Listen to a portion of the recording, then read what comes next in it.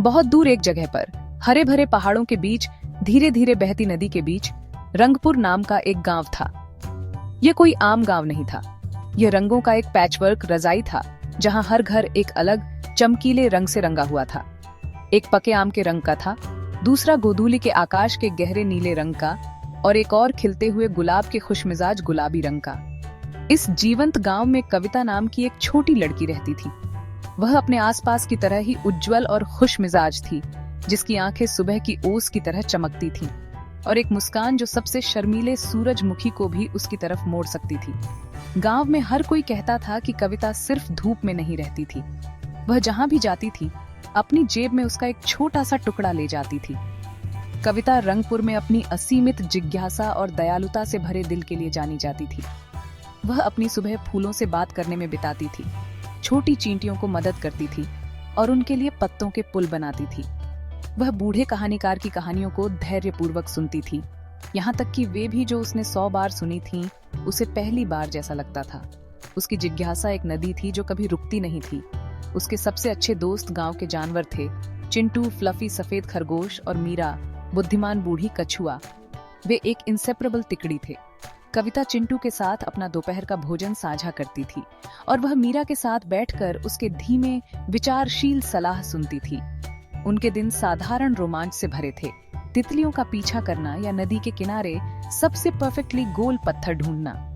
कविता को पसंदीदा कामों में से एक अपने नींबू पीले घर के पीछे अपने छोटे से बगीचे में अपनी माँ की मदद करना था। बगीचा खुद रंगपुर का एक मिनिएचर वर्जन था।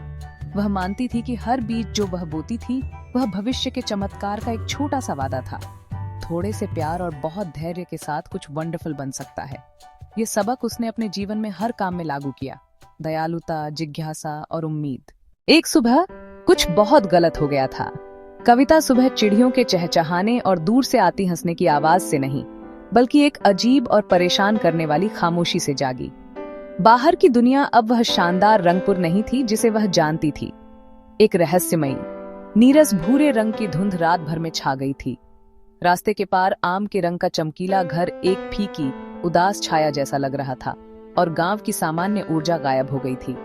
छोटी घंटियां जो इतनी खुशी से बजती थीं, शांत थीं। बच्चे जो खेलते थे अब चुपचाप बैठे थे, उनके चेहरे उदासी से भरे थे। बेकरी की रोटी नीरस थी और बुनकर की स्कार्फ अपने सारे सुंदर रंग खो चुका था। दुनिया एक ब्लैक एंड व्हाइट तस्वीर में बदल गई थी और रंगपुर की खुशी चोरी हो गई थी। कविता ने अपने गाल पर एक आंसू महसूस किया, लेकिन उसके चेहरे पर फिर दृढ़ निश्चय आ गया। उसे रंगों को वापस लाना होगा। उसने अपने पड़ोसियों के चेहरों को देखा और ठान लिया कि वह कुछ करेगी। बुजुर्ग एक पुरानी किंवदंती के बारे में फुसफुसाते थे कि गांव को पोषण करने वाला एक जादुई रंग स्रोत था। गांव का हाट, बड़ा बरगद का पेड़, अब उदास और बहरे सा लग रहा था। बच्चे चुप थे। कविता ने अपने छोटे कंधों पर गांव की उदासी महसूस की और तय किया कि वह रंग वापस लाएगी।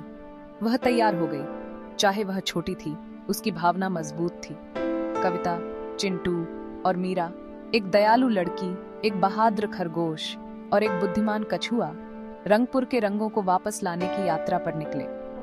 कितनी भी मुश्किलें हों, उसके पास कुछ उम्मीद की चमक थी। हवा की फुसफुसाहट और नक्शे की दिशा उन्हें आगे खींचती रही। जब कविता उस अब ग्रे बरगद के पेड़ के नीचे खड़ी थी, एक हल्की हवा ने उसके कानों में फुसफुसाहट की। रंग हमेशा के लिए नहीं गए हैं, हवा ने फुसफुसाया। वे बस सो रहे हैं। उन्हें एक ओज की गुफा में ले जाया गया है, जहां एक ग्रम्पी जायंट ने उन्हें जमा कर रखा है। चिंटू ने एक घिसा हुआ नक्शा निकाला, एक पुराना नक्शा जिस पर 3 चमकते निशान थे। एक चमकता सूरज, एक बहती नदी और एक लंबा मजबूत पहाड़। 3 जगहें। कविता को एहसास हुआ ये 3 जादुई रत्नों के स्थान थे। चिंटू ने कहा, मैं तुम्हारे साथ चलूंगा। यात्रा के लिए तैयारी की जरूरत होती है, मीरा ने कहा। तुम्हारी दयालुता तुम्हारी शील्ड होगी और तुम्हारा साहस तुम्हारी सोर्ड। उसने कुछ बेरी और नट्स दिए और कविता ने ठान लिया कि वह आगे बढ़ेगी। वे निकल पड़े। हवा उनकी मार्गदर्शक थी। मैप ने उन्हें घास के मैदान में लाया, जहां सूरजमुखी मुरझाए हुए थे। बीच में एक चिड़चिड़ा बेजर था, पत्थरों का ढेर जमा किए हुए, और वह गुर्राता था। कविता ने एक बेरी निकाली और धीरे से उसे दे दी, क्योंकि दयालुता से दिल बदल सकता है। बेजर ने सबसे बड़ा पत्थर दिया, सनस्टोन ऑन फॉर जॉय। कविता ने सनस्टोन थैली में रखा। जैसे ही उसने इसे छुआ, सूरजमुखी धीरे धीरे उठने लगे। उनके पास पहला रत्न था। अब रास्ता गहरे जंगल की ओर ले गया। वे पाते हैं कि नाला हंस नहीं रहा, पानी गंदा और स्थिर है। ऊद बिलाव परिवार रुकावट साफ करने की कोशिश कर रहा था। कविता ने मीरा की सलाह याद की और सबको एक साथ काम करने के लिए प्रोत्साहित किया। मिलकर ऊद बिलावों ने रुकावट हटा दी। पानी फिर से गुनगुनाने लगा। मुख्य ऊद बिलाव ने एक चिकना नीला पत्थर निकाला, रिवर स्टोन ऑफ काइंडनेस। उसकी थैली में अब 2 रत्न थे, सनस्टोन और रिवर स्टोन। नक्शा उन्हें इको माउंटेन की ओर ले गया, जहां आखिरी रत्न था। पहाड़ पर चढ़ाई मुश्किल थी। ढीले पत्थर और ठंडी हवाएं संदेह की तरह फुसफुसा रही थीं। ऊपर चढ़ते हुए उन्होंने एक छोटी बकरी को देखा। उसका सींग कांटेदार बेल में फंसा था। चिंटू डर गया। मीरा के शब्द याद आए, तुम्हारी हिम्मत तुम्हारी तलवार होगी। और कविता ने धीरे धीरे बकरी को शांत किया। उंगलियों में कांटे चुभे, पर उसने हार नहीं मानी। सींग आजाद हुआ। एक पत्थर लुढ़का और टूटकर खुला। अंदर अर्थ स्टोन चमका। कविता ने डर का सामना किया और अपनी हिम्मत पाई।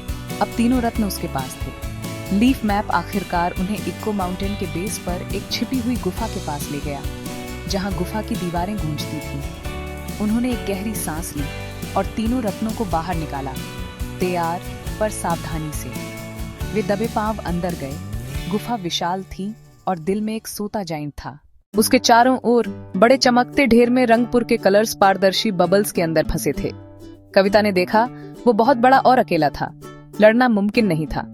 उसने भाग्य या लड़ाई न चुनी, बल्कि वह जाइंट के अकेलेपन को समझकर दयालुता चुनी। उसने तीनों स्टोन्स अपने हाथों में लिए। पहला चमका, फिर दूसरा, फिर तीसरा। तीनों ने संयुक्त इंद्रधनुष छोड़ा। ये प्रकाश सहानुभूति से भरा था। इंद्रधनुषी किरण बबल्स से टकराई। कलर्स अंदर से धड़कने लगे और दरारें आने लगी। बबल्स रंगों के विस्फोट में फूट पड़े। मौजें, रिबन और रंग गुफा में उड़ने लगे। जाइंट जागा, पर जब उसने रंगों का नृत्य देखा, वह दहाड़ने के बजाय रुक गया। वे सुंदर हैं।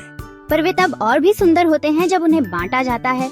रंग उसकी दाढ़ी गुदगुदाए और उसने धीमी मुस्कान दी और वादा किया कि वह अब खुशी बांटेगा। रंग बाहर निकले। एक बहती हुई लाइट की नदी बनी और आकाश में एक ब्रिलियंट रेनबो बन गया। रंग नदी के जैसा गांव की तरफ लौटा और हर चीज को रीपेंट कर दिया। विलेजर्स ने कविता को हीरो कहा, पर उसने सबको याद दिलाया कि यह सब मिलकर हुआ था। चिंटू, मीरा और सभी की दयालुता। बरगद का पेड़ पहले से भी ज्यादा वाइब्रेंट था। रिबन और बेल्स चमक रहे थे। कहानी का मोरल क्लियर था। सच्ची खुशी और रंग वही हैं जो साझा किए जाएं। दयालुता, करेज और साझा करना ही असली जादू है।